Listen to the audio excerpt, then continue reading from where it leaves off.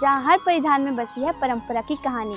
हर साड़ी में बुनी है ममता की डोरी, हर गमछे में छिपा है मेहनत का हाथों का गर्व। यहाँ के कपड़े केवल पहनावे नहीं, ये उस मिट्टी की पहचान है जो सादगी में भी सौंदर्य देखती है। लुगरा हो या कोसा साड़ी, फेटा हो या पागा, हर कपड़ा बोलता है मैं छत्तीसगढ़ की आत्मा हूँ।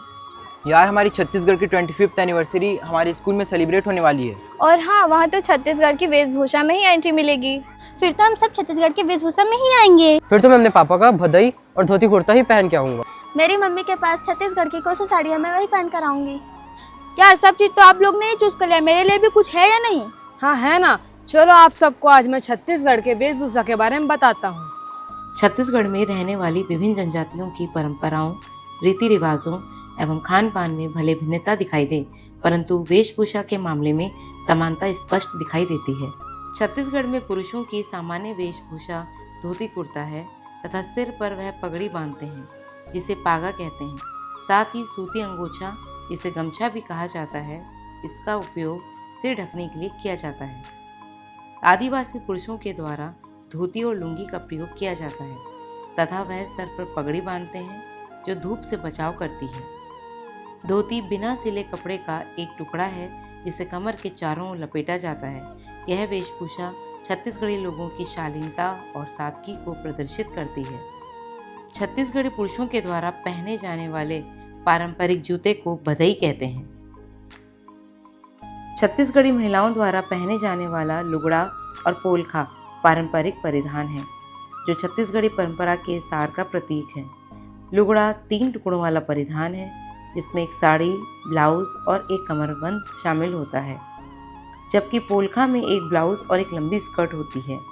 ये परिधान जो अक्सर महीन सूती और रेशम से बने होते हैं, रंग बिरंगी कढ़ाई और शीशे के काम से सजे होते हैं जो इस क्षेत्र की सांस्कृतिक विरासत को दर्शाते हैं। कुछ जनजातियों में आदिवासी महिलाएं चमकीले रंगों की घुटने की लंबाई या पूरी लंबाई की साड़ियाँ पहनती हैं। छत्तीसगढ़ी महिलाओं के द्वारा पहने जाने वाली जूती को अटकारियाँ कहते हैं। साड़ियाँ तथा अन्य वस्त्र बनाने में छत्तीसगढ़ में सबसे ज़्यादा कोसा रेशम का प्रयोग किया जाता है। साथ ही कपड़ों में लाल रंग की धारियाँ और अन्य डिज़ाइन बनाने के लिए आल रंजक का प्रयोग किया जाता है। छत्तीसगढ़ कई जनजातियों का घर है जिनमें से प्रत्येक की अपनी अलग पहचान है। गोंड, मारिया और बैगा जैसी जनजातियों के अपने अनोखे बुनाई पैटर्न और वस्त्र हैं। उदाहरण के लिए गोंड जनजाति ज्यामितीय डिज़ाइन वाली अपनी हाथ से बनी हुई सूती साड़ियों के लिए जाने जाते हैं, जबकि बैगा पौधों और खनिजों से प्राप्त प्राकृतिक रंगों का उपयोग करके जीवंत कपड़े बनाने में कुशल हैं। हाल ही के वर्षों में छत्तीसगढ़ की पारंपरिक वेशभूषा को पुनर्जीवित और बढ़ावा देने के लिए एक सचेत प्रयास किया गया है। कारीगर और डिज़ाइनर पारंपरिक बुनाई तकनीकों और कढ़ाई शैलियों को संरक्षित रखने के लिए अथक प्रयास कर रहे हैं ताकि ये सुनिश्चित हो सके कि ये सदियों पुराने शिल्प फलते फूलते रहें। विभिन्न सरकारी पहल और सांस्कृतिक कार्यक्रम भी जागरूकता पैदा करने और इन पारंपरिक वेशभूषाओं को वैश्विक मंच पर बढ़ावा देने में महत्वपूर्ण भूमिका निभा रहे हैं।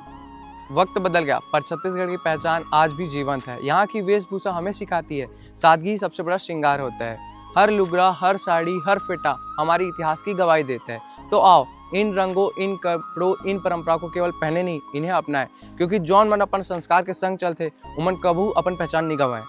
तो फिर मिलते हैं अगले एपिसोड में, तब तक बने रहिए हमारे साथ। हमारी वेब सीरीज हमर छत्तीसगढ़ हमर कहानी हमन सुनाबो अपन जबान। जय जोहार, जय छत्तीसगढ़।